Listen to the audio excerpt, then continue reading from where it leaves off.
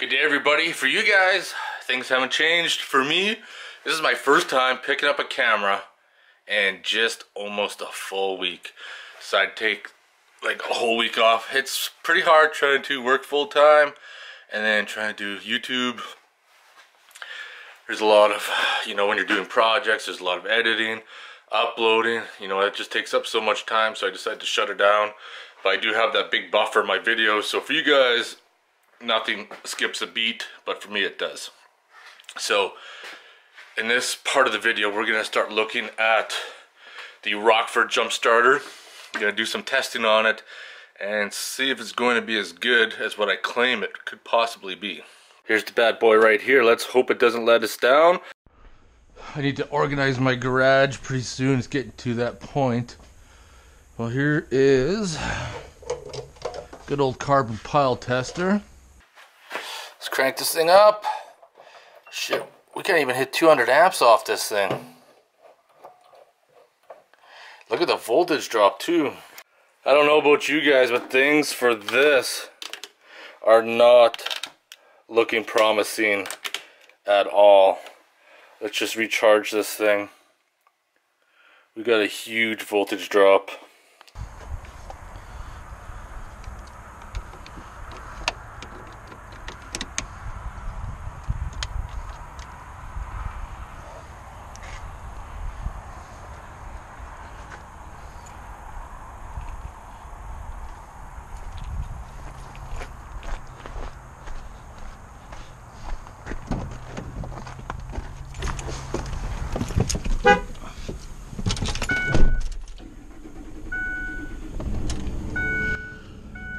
Holy shit, it did start my truck too. I need to clean these battery terminals, but I need to replace the battery this winter. It's probably 6 years old now.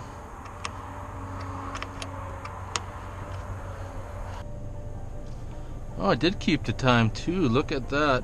Now, I'd lost the Torque Pro, but he said the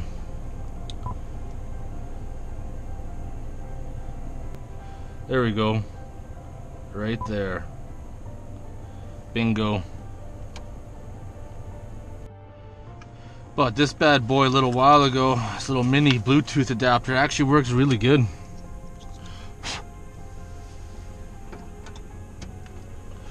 Guess I should set up my profile.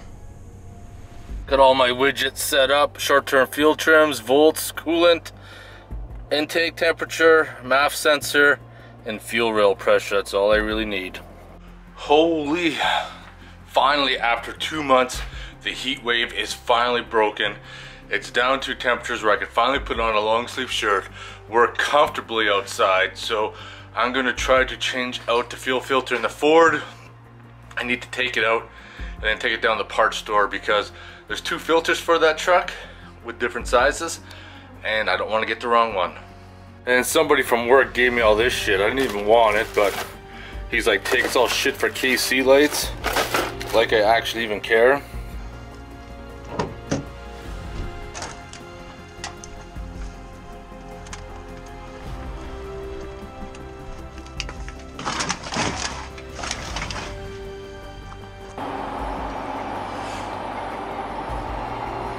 New record for me from the Bottle Depot, 45.50.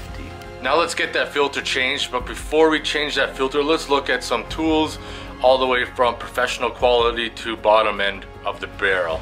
I'm gonna start off right here. These ones have never been opened. This came with the Jeep Supercharger kit. This is bottom of the barrel disconnects for fuel lines and AC. This one here I've had for 10 plus years. This works. It's moderately priced. I don't know how much they are now. You could probably get this for like 10-20 bucks. I think back in the day, 10 plus years ago, I paid like 30-40. And this is the high-end kit. This is the Matco version. The fuel line disconnects are metal. It's good because with the little longer extension, gives you some leverage, all sorts of different options.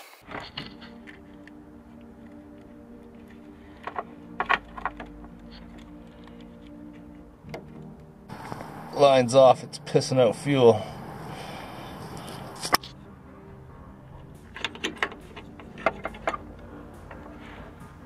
Just got that bad boy out and I'm reeking of gasoline. Gotta run it down to the parts store and get the proper fuel filter for it because they come in 2 sizes. And then I'm gonna pull the transmission cooler out of the Jeep because I no longer have the supercharger, so it doesn't run as hot. So there's no need to have that cooler on now, so I'm gonna yank that out. What the fuck is with that car? Holy shit. That is some freaking stupid racer exhaust there, I tell you.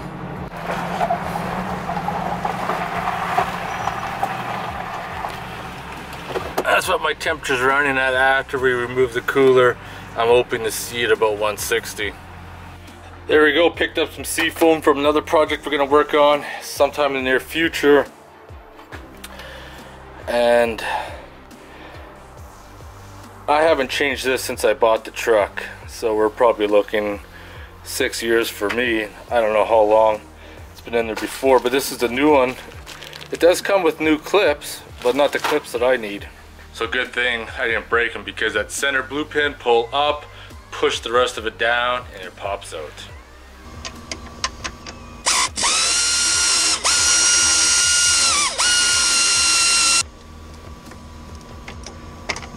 Oh, fuck.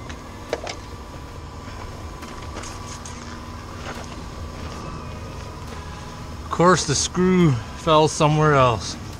Motherfucker. Oh, look at that. Got lucky.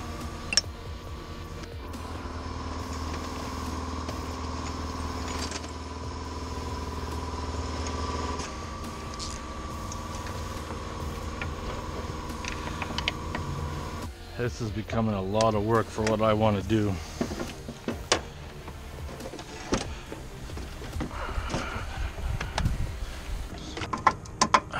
Fuck, I need a deep socket, fuck's sakes.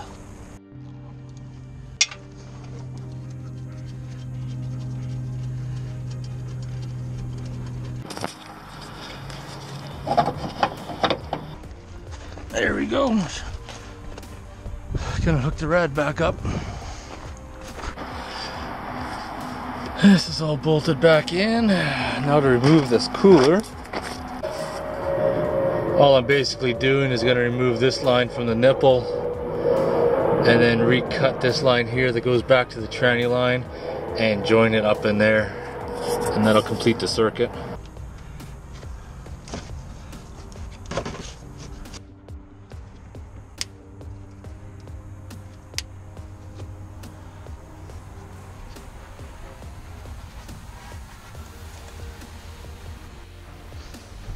Wire cutters don't make good hose cutters, that's for sure. I'm gonna slide this bad boy back up underneath there, tighten her up.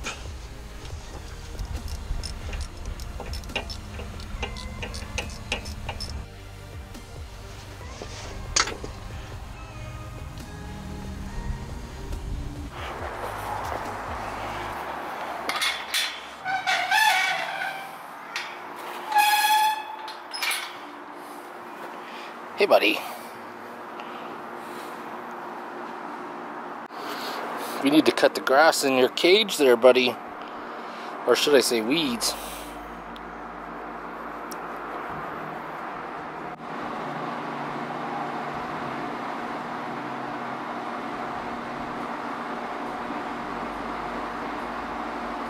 One of the last things I want to do is remove this red wire that I'm using as a ground that I ran down to here. I want to make a larger one because I don't think the frame is grounded too well. I got this blue stereo wire from a long time ago and I think it'll be pretty good for a ground.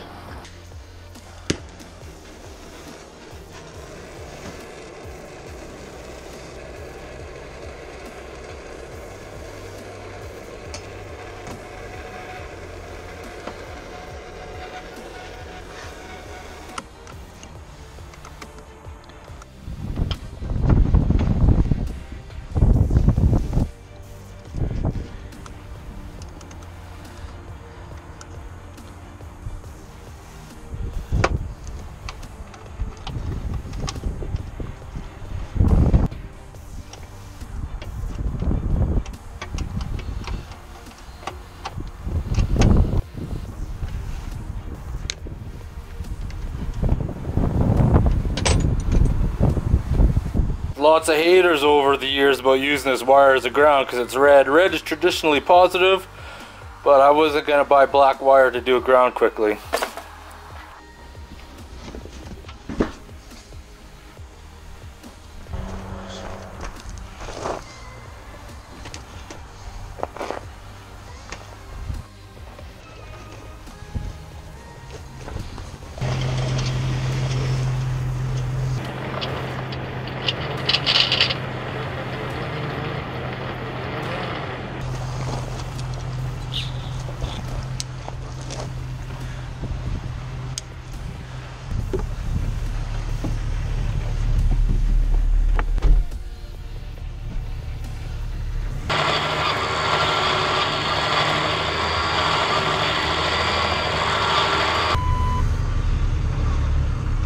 Check gauges. As my voltage drop down.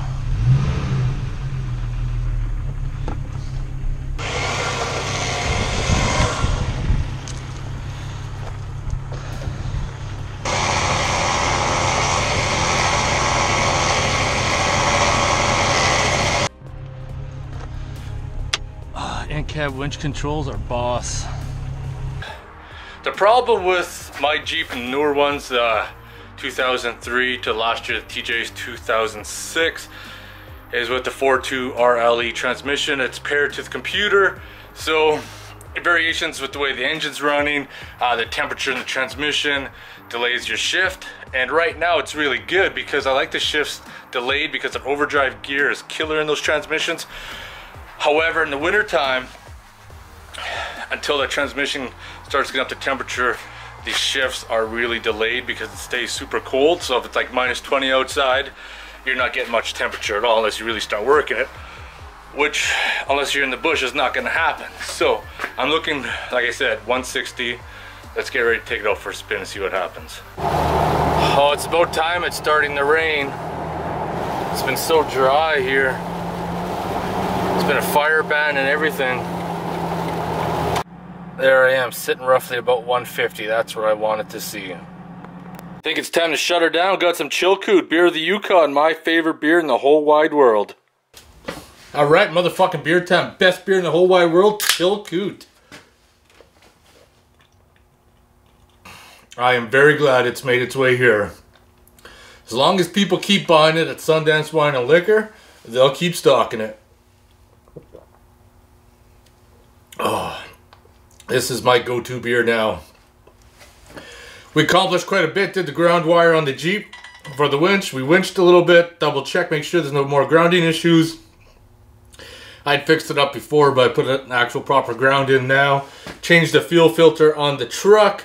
Disconnected the transmission cooler. Got up to 150 degrees, which is what I want to see on a short trip. And there's more coming up in the Jeep. I'm going to take the 4-hole injectors out, return it to stock. We're got something coming up with the Jeep sometime in the future, but I need it as close to stock as possible. And yeah, these projects are coming to an end. Hopefully going to Gold Sluicing tomorrow out by Rocky Mountain House. Got to install tie rods on the ATV, do some brakes. That'll be done. And yeah, we'll be jumping on the car pretty quick. Anyways, if you guys have any questions or comments, post them below. Otherwise, I want to thank you guys for watching. And Chilkoot by Yukon Brewing. Oh, best beer ever.